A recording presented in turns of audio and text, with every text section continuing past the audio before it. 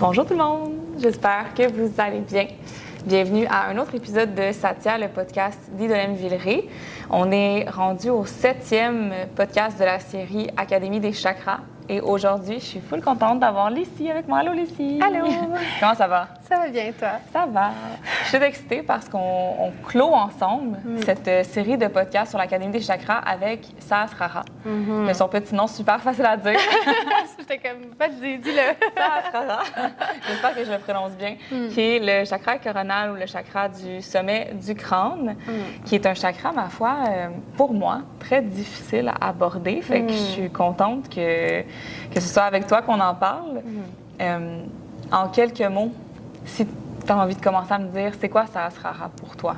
Qu'est-ce qu'il représente?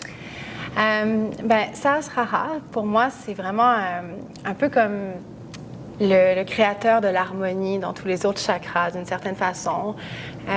Parce que déjà, on dit souvent qu'il est beyond the elements. Donc, chaque chakra, ils sont associés à des éléments. Puis celui-là, c'est la connexion au divin ou au spirit, au spirituel. Donc, je comprends qu'il y a un côté mystérieux à ce chakra. Oui. Moi, je trouve ça super, super dur parce que quand on lit, puis même à travers ma formation professorale de yoga, quand on parlait, on a très peu parlé du chakra du sommet du crâne parce que notre formatrice nous disait c'est tellement au-delà de ce qui peut être dit, puis c'est un état particulier, puis on va en parler, que c'est dur de mettre des mots sur Sahasrara.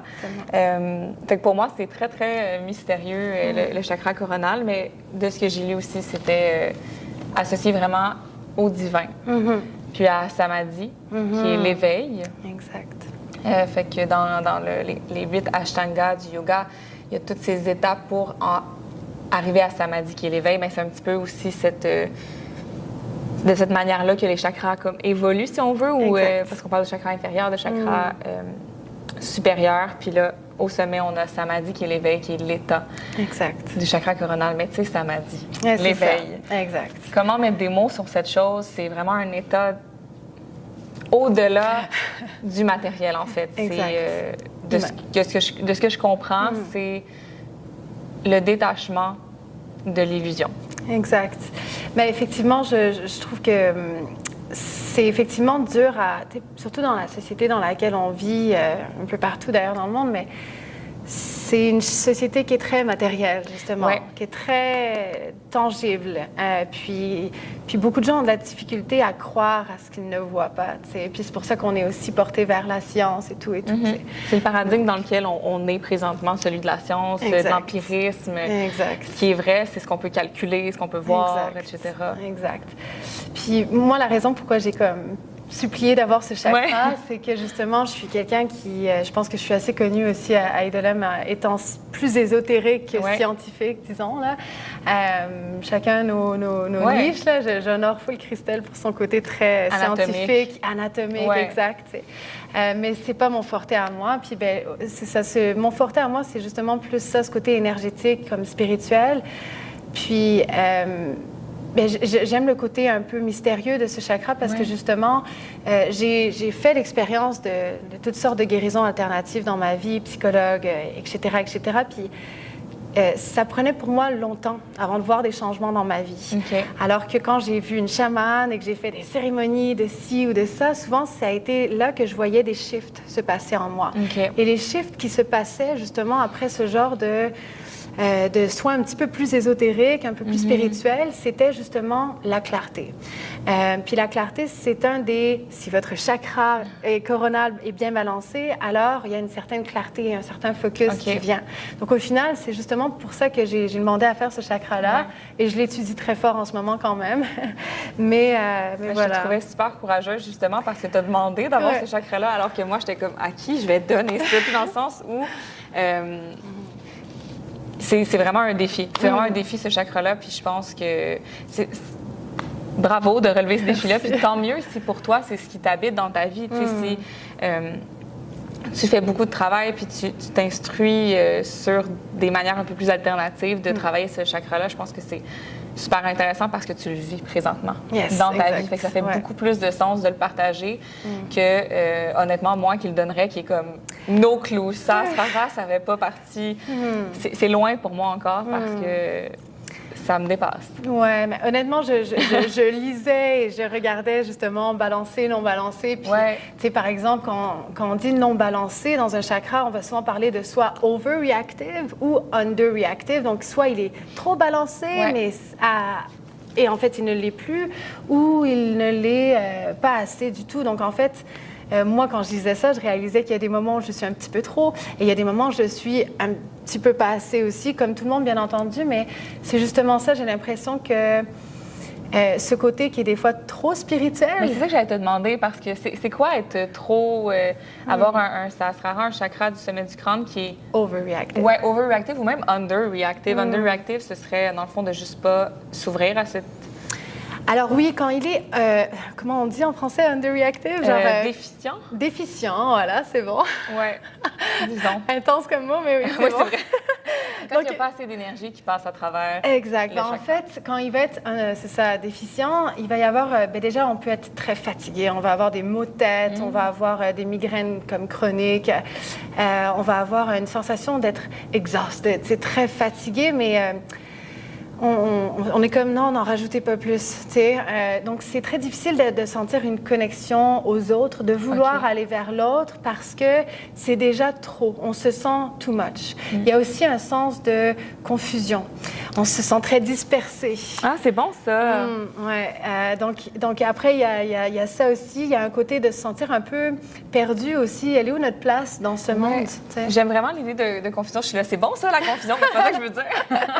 Mais je trouve ça super intéressant parce que si on se dit que Sahasrara, c'est un peu ce détachement de l'illusion, l'illusion du monde matériel en fait.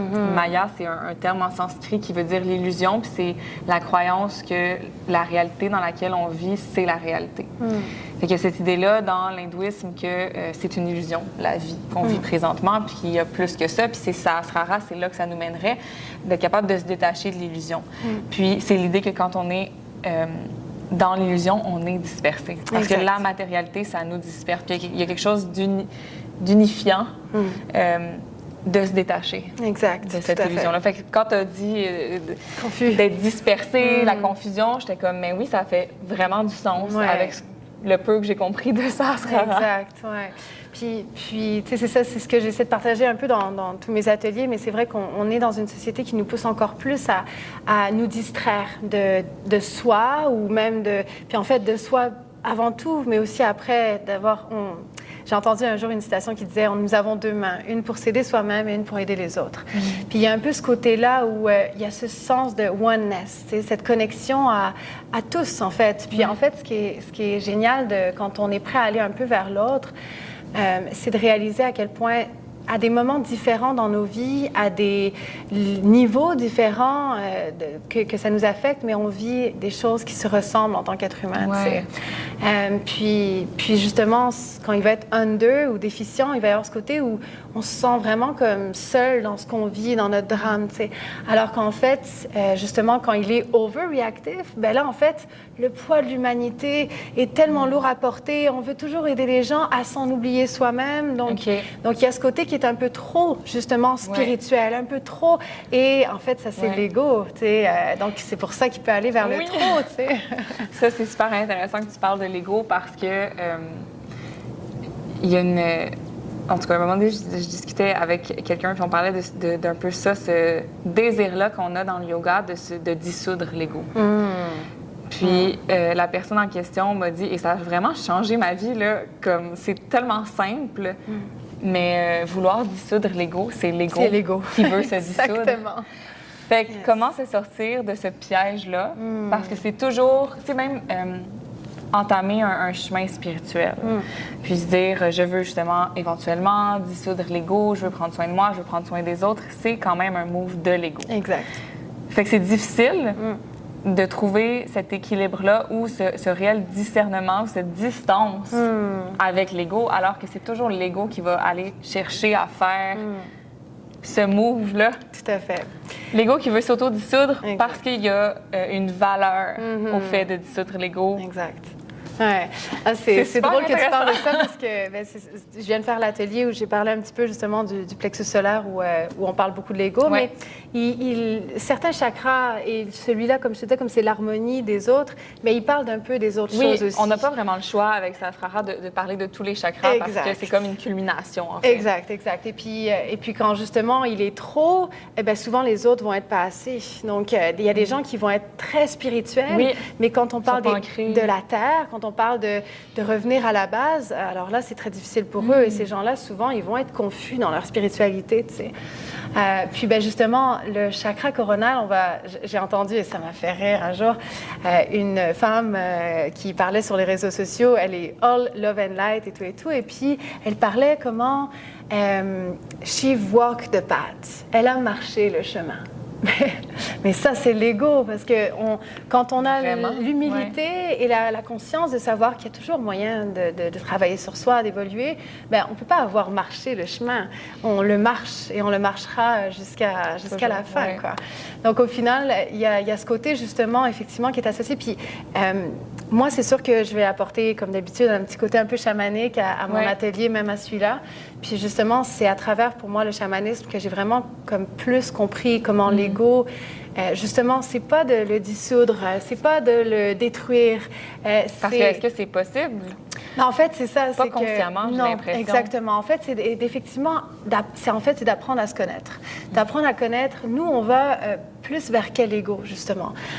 Puis, donc, en chamanisme, il parle souvent de la victime, du sauveur ou du bourreau.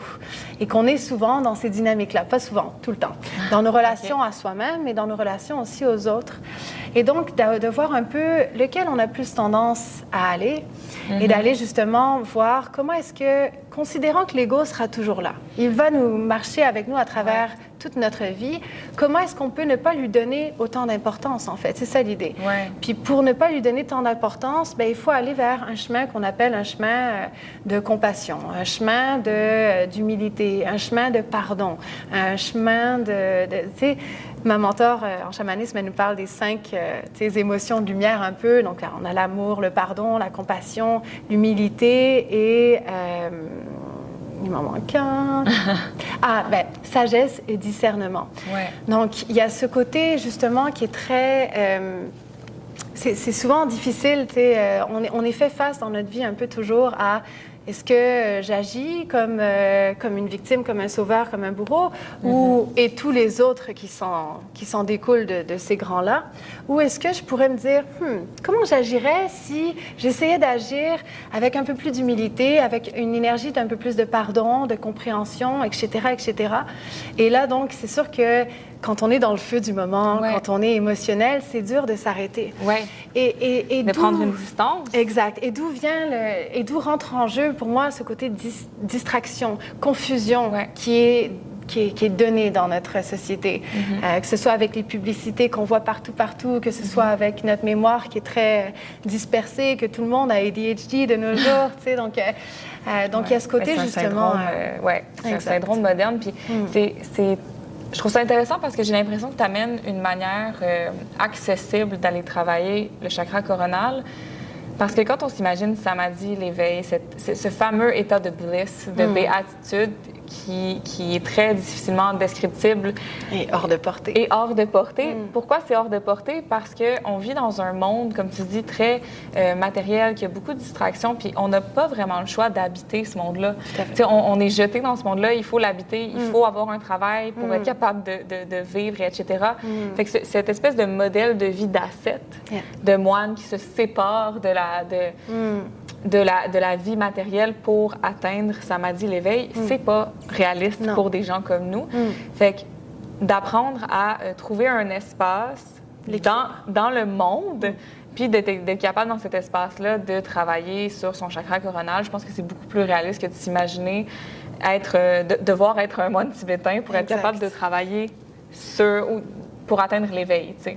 Tout à fait. Fait que peut-être que l'éveil, c'est pas réaliste en soi, mais Sahasrara est quand même plus accessible dans le sens où on peut aller travailler un peu sur cette relation-là que tu disais. D'harmonie ou d'équilibre aussi, oui, tout à fait. Puis Je suis contente que tu amènes ça parce qu'il y a une psychologue que j'adore et pourtant je ne suis pas la plus grande fan normalement des psychologues. Non, moi mais en fait, j'adore la psychologie. Okay. Mais dans ce que j'étudie, moi, je suis beaucoup plus vers la psychologie transpersonnelle qui reconnaît qu'on a une âme, qui est la différence avec la psychologie moderne, disons. Donc, c'est pour ça que j'adore la psychologie en tant que telle et dans mes ateliers, j'en parle beaucoup de toute façon. Il y a souvent des psychologues dans mes ateliers, donc en fait, avec qui je partage à la fin, c'est super. Mais il y a une psychologue que j'adore qui parle du fait que justement, comment, si on veut faire l'ermite, si on veut se mettre... parce que ça disait justement, êtes-vous vraiment guéri ou est-ce que vous êtes tellement isolé qu'il n'y a jamais moyen qu'on vous trigger, qu'on vous déclenche, qu'on vous... Parce qu'en fait, c'est ça, c'est quand on se sent déclenché, attaqué, qu'on a besoin d'être sur la défensive, etc., c'est un marqueur. C'est comme notre être qui est comme, ça demande à être regardé, ça demande à être vu, ça demande à être guéri. Et donc, si on est tout le temps dans notre cave, en ermite, et qu'il n'y a jamais personne qui peut peut-être nous faire réaliser, est-ce que tu as vraiment ancré et guéri tout ça? Really? Mais s'il n'y a personne qui peut aller nous faire miroir, en fait, parce qu'on est des miroirs l'un pour l'autre. Ouais. Quand on est triggered par quelque chose, c'est le fait de voir. Exact. Un comportement, une réaction, un mot qui vient nous chercher chez l'autre. Exact. C'est exactement ça. C'est ça. Fait que je trouve ça intéressant, effectivement, l'ermitage, c'est bien beau, mais effectivement, dans la société actuelle, c'est comment réaliste. Tu reviens. C'est comme, en fait, ça serait comme une métaphore de ces animaux qui sont ramenés en cage et puis qu'après, ils veulent les laisser dans la jungle. Pour certains, ça va être très difficile. Ils vont vouloir revenir vers ce qu'ils connaissent, le confort. Donc, effectivement, je trouve qu'il y a un côté où, justement, l'équilibre va pouvoir nous aider à atteindre cette harmonie entre les autres chakras et celui-là. Oui. Fait que ça implique d'aller travailler tous les autres chakras avant. Oui, exact. Puis c'est pour ça, d'ailleurs, qu'on dit souvent que, dans le fond, le chakra racine, c'est donc les racines du tronc de notre arbre. Les 3 premiers chakras, ça serait le tronc de l'arbre de vie. Et donc, si les racines ne sont pas solides, au premier coup de vent, l'arbre, il est parti, il part au vent. Donc, effectivement, les 3 premiers sont importants. Puis surtout que les 3 premiers, j'ai l'impression que ça parle beaucoup de l'expérience humaine, justement. C'est l'ego, les relations, les émotions. Donc, c'est ce qu'on est. Et puis, c'est la beauté de l'être humain. Mais c'est déjà des grosses bouchées à aller mais rétablir. Tous les chakras sont quand même costauds. Là. Après, on parle du cœur, c'est ça. Donc, effectivement, l'isolation, tout ça. Mais donc, effectivement, et puis la gorge, je veux dire, l'expression, la vérité, etc., c'est tellement important. Ils sont tous hyper importants. Mais c'est vrai qu'on dit souvent que les 3 premiers vont être comme importants à ancrer, fondateurs, pour pouvoir... Et puis après, le cœur, on dit que c'est le pont entre ceux du inférieur et supérieur. Donc, effectivement...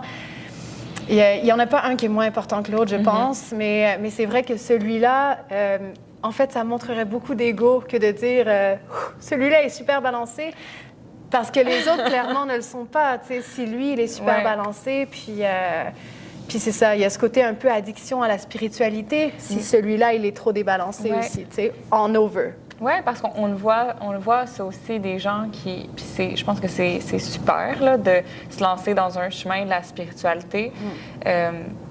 Mais il y a aussi un peu ce...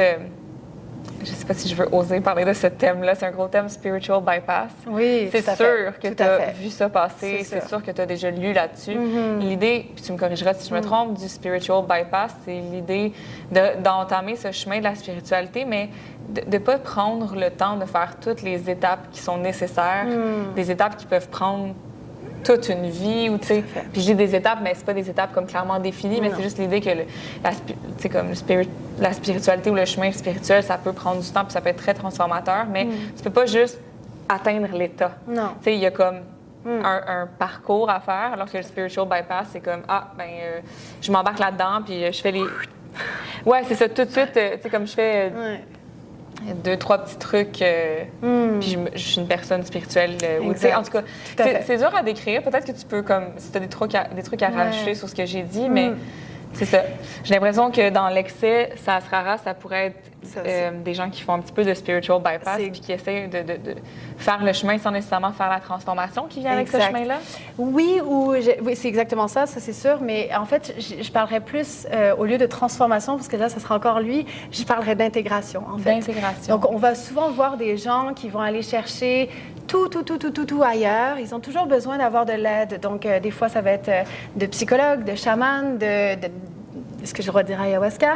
Oui, tu dois dire ayahuasca. Ayahuasca, des médecines, des plantes, et puis et même des psychédéliques, toutes sortes de médecines qui nous amènent dans un état justement de conscience, où en tout cas on a l'impression. Ouais. Mais après, le lendemain, ils vont manger des Mr. Puff et boire des verres. Mais ça, il n'y a pas un équilibre à ça, non? Justement, en fait, c'est ça le point, c'est que le spiritual bypass, ce serait que justement, on a l'impression d'être super éveillé parce que nous, on est capable d'aller faire ce genre de médecine et qu'en fait, quand vient le temps d'intégrer, on ne prend pas le temps d'intégrer. Ouais. Donc, je pense que c'est important que quand on veut aller vers ces expériences qui nous amènent un peu plus proche de cet état de clarté, de connexion à l'autre et à soi, etc., et puis c'est pour ça que j'invite souvent mes élèves après les ateliers, rentrez chez vous, allez prendre un bain, écrivez dans votre journal et allez dormir, allez laisser se déposer, allez intégrer tout ça. Parce qu'effectivement, on a vraiment tendance à aller tout le temps chercher ailleurs, puis quand vient le temps, et même des fois, on va aller voir un psy, une psy, peu importe, puis après, elle va nous donner quelques outils. Puis on est comme « thank you, bye bye », puis après, on continue notre vie de tous les jours. Ouais. Mais si on n'est pas prêt à faire un peu du chemin tout seul aussi, c'est bien de se faire accompagner, même qu'on en a besoin. Et puis encore une fois, on a une main pour chaque. Ouais. Mais il faut savoir s'aider aussi. Puis je pense que c'est ça. Dans le spiritual bypass, il y a un côté où il manque d'intégration, il manque de... On fait les choses, comme tu dis, sans les vivre réellement, sans les incarner. Exact. Oui, j'aime l'idée de la période d'intégration parce que je pense que c'est super important. Puis tu disais, moi, quand j'allais voir ma psy, moi, je suis très, très fan. Ça a changé ma vie, là, de consulter. Là. Chacun en aura nos façons, de toute façon. Oui, pour moi, ça me parle, ça m'a parlé vraiment. Puis j'ai établi un très, très beau lien avec ma psy. Fait que ça a fait en sorte que le parcours a pu vraiment se faire, puis la transformation aussi. Mais j'avais toujours 1 heure de transport en commun à faire pour aller. Fait que là, je pensais à, qu'est-ce que je vais aborder dans ma séance, puis 1 heure de transport en commun pour revenir, où j'étais capable de justement juste me déposer puis repenser à des fois, juste des phrases toutes simples qu'elle m'a dit que sur le coup, ça n'a pas... C'est passé dans le beurre. Exact. Puis là, j'étais comme, oh mon Dieu, mais c'était puissant ce qu'elle m'a dit. Ouais. Ou comme, j'ai dit ça. OK, je pense que. Je m'écoute. Ouais, exact. Ouais, je pense que je peux comme réfléchir à ce que je viens de dire. Il y avait quelque chose là, clairement. Ouais. Fait que, oui, je pense vraiment que c'est important. Puis c'est ce qui fait en sorte que Sahasrara est possible dans une vie mondaine, disons-le comme ça. Exact. D'être capable de prendre le temps de l'intégrer. Que ce soit un petit peu, tu sais. Exact. Comme tu dis, par le journaling. Est-ce qu'il y a d'autres manières, toi, que tu aimes prendre le temps de travailler ça? C'est sûr que... Méditation? Oui, c'est ça. C'est sûr que dans ce chakra-là, on parle beaucoup de méditation aussi. Puis, je tenais juste à faire un bémol. Ce que je mentionne aussi dans mes ateliers, c'est que moi, personnellement, j'ai senti que ça prenait trop de temps avec les psychologues. Mais je connais plein de gens dans mes élèves privés qu'eux, ils ont des psychologues avec qui ça a super connecté. Et que, donc, moi, ce que je dis... la psychologie jamais, du tout. Et je tiens vraiment à dire que, tu sais, quelqu'un qui est plus rationnel, cartésien, bien sûr, va voir, tu sais, comme... Et puis, en fait, selon moi, c'est plus... Voilà. Est-ce que, honnêtement, on sent que ça nous a aidés? Si oui, super. Et sinon, alors... Ça sera quoi pour nous qui va fonctionner? Peut-être que ça sera quelque chose qu'on s'y attendait pas, que c'est beaucoup plus étrange qu'on l'aurait cru. Donc, chacun, c'était ma petite bémol. Mais sinon, effectivement, la méditation, j'aime beaucoup. C'est sûr que le côté montagne, moi, me fait penser à ce chakra où, tu sais, la nature, effectivement, la terre va nous parler des autres, mais ce côté où, quand on arrive au sommet, d'une certaine façon... C'est vraiment intéressant. Ce côté où il y a comme... La grande vue, tu sais, la vue un peu, et puis j'aime beaucoup la métaphore aussi de l'aigle, on en parle beaucoup en chamanisme, où l'aigle, il a cette qualité de voir les choses de très haut. Ouais. Il a ce côté donc objectif, ce détachement de ce qui est vraiment important ou ce qui ne l'est pas, et aussi l'aigle a ce côté focus où s'il voit un renard à des kilomètres plus loin, le renard, je suis désolée, mais c'est bye-bye, là. L'aigle t'a vu et l'aigle va t'avoir. Son focus, Il a beaucoup de focus. focus. Donc, c'est un peu cette énergie aussi de l'aigle, je pense, puis qui est connectée à ce crown chakra où, justement, on est capable d'être objectif. On est capable d'être un petit peu plus détaché aussi de notre propre drame, mais aussi du drame des autres. Et donc, d'avoir des conseils qui sont un peu plus, justement, sages et empreints de discernement, genre. Très bien dit. Ouais. Très bien dit. Bravo. Empreint de discernement. C'était tellement, poétique. C'est super intéressant. Qu'est-ce que tu as envie d'aborder ou c'est quoi un petit peu le déroulement de ton atelier? C'est dans, tu sais, comme, on tourne le podcast un peu d'avance, là. Tu sais, je comprends que c'est, pour vous, ça sort quelques jours avant l'atelier. Pour nous, on est un petit peu d'avance. À date. Ouais. Qu'est-ce que tu prévois pour ton atelier, un peu le déroulement? C'est sûr qu'il va y avoir une partie théorique. Oui. Puis j'imagine que dans cette théorie-là, toi, tu vas utiliser la formation, le background que tu as chamané. Exact, oui. Comme d'hab, en fait, ça ne me dérange pas du tout. Il est déjà plus ou moins prêt, l'atelier, parce que mes ateliers sont souvent un peu la même formule. Ouais. Donc, des fois, c'est cacao. Cette fois-ci, ce sera du lotus bleu. Le lotus bleu, ça a été une plante utilisée surtout en Égypte ancienne, pour nous amener dans des états un petit peu plus connectés à notre psyché, justement. Okay. Donc, il y a un côté qui est très sacré dans cette plante et qui nous amène dans un état un petit peu plus méditatif, justement. Intéressant. Donc, on va commencer avec la cérémonie de lotus bleu, avec intention, etc. Après, la partie magistrale, où effectivement, pendant à peu près 1 heure, dans ces eaux-là, je vais parler c'est ça. Donc, effectivement, de ce chakra, il y aura une partie au début un petit peu plus balancée, non balancée. Oui, théorique, clac, clac, clac. Théorique, clac, clac, clac, un peu plus hindouiste, le lotus, disons. Exact. Voilà. La couleur, ce genre de choses. Ouais. Mais après, effectivement, ma petite twist à moi, ça va être que, dans le fond, quand on parle du divin, on parle aussi de la guérison transgénérationnelle. Okay. On parle de nos ancêtres, on parle de ce qu'on n'arrive plus à toucher, mais qui fait partie de qui on est aussi. Ouais. Puis quand on devient très, très spirituel, ou en tout cas qu'on se sent être un peu plus connecté à notre spiritualité, on va souvent voir des signes qu'on appelle des fois des synchronicités. Puis souvent, quand on va voir ces signes, ces symboles, ces synchronicités, et puis je le vois dans ma vie, mais je le vois aussi avec les gens, mes collègues, etc., autour de moi, où on va avoir comme des petits clins d'œil, puis on est comme, mon Dieu, c'est quasiment comme si c'était ma mamie qui m'avait dit ça, tu sais, ou comme si c'était ci, ou comme si c'était ça. Et puis en fait, d'aller guérir, selon moi, en fait, de nous guérir nous-mêmes, il y a une grande partie d'aller honorer un peu nos ancêtres aussi. OK. Donc, il y aura une partie un peu plus ancestrale à travers... C'est super intéressant. On dirait que ça fait le loop avec le premier chakra aussi. Exact. Qui est ces racines de nos là où ancêtres. on vient. Exact. Donc, effectivement, mais c'est ça aussi, en fait. Ça vient englober un peu tout. Puis c'est pour ça que je disais que ça vient faire l'harmonie d'un peu chacun. Ouais. Parce qu'effectivement, c'est nos racines, mais maintenant, ils sont où? Ils sont, chacun dans l'intangible. Ils sont dans l'intangible. Ils sont dans leur prochaine vie, selon chacun nos croyances. Peut-être qu'ils sont au paradis, donc vraiment de voir. Mais il y a un côté, justement, où ils sont partis. Ils sont dans le Beyond Elements. Donc, c'est pour ça que moi, je vais faire un petit peu cette twist-là. Puis après, il y aura donc la pratique de yoga qui va être une pratique assez, intuitive, comme à l'habitude. Surprise. C'est ça, les pratiques de yoga d'ici. Donc voilà, un petit peu plus intuitive, effectivement. Cool. Puis une méditation où on va aller justement faire de la guérison transgénérationnelle. Style Yoga Nidra? Style Yoga Nidra, effectivement. Donc je vais vous guider, j'aurai mon tambour avec moi, il y aura mes bols. On va finir avec un sound bath, donc guérison par le son aussi. Donc voilà. Gros programme aussi. Gros programme, comme d'hab. Toujours des gros programmes avec Lucie. Ça va être vraiment, vraiment un bel atelier. J'ai aucun doute. J'y serai assurément. J'ai vraiment hâte de vous guider là-dedans. Puis c'est toujours très intimidant quand même, les ateliers. J'ai l'impression qu'on est vraiment dans... On est comme, bon, vas-y, mets ton authenticité là et ta vérité. Vulnérabilité. Puis aussi, c'est très vulnérable de donner un atelier. Vraiment. Et c'est notre compréhension de la chose aussi. Puis entre ce que nous, on comprend versus ce qui est... En fait, et c'est quoi la vérité, tu sais. Donc, voilà, on essaie de partager... notre vérité. Exact, selon comment on l'a compris. Voilà. Oui, très bien dit. Ouais. Donc, 23 mars. 23 mars, c'est Dolem Villeray, 15h, le chakra coronal pour clore cette belle Académie des chakras. Soyez-y. Puis je te remercie. Merci à toi. Cool d'avoir pris le temps de jaser. C'était tellement intéressant. Ça m'a vraiment sorti de mes propres connaissances.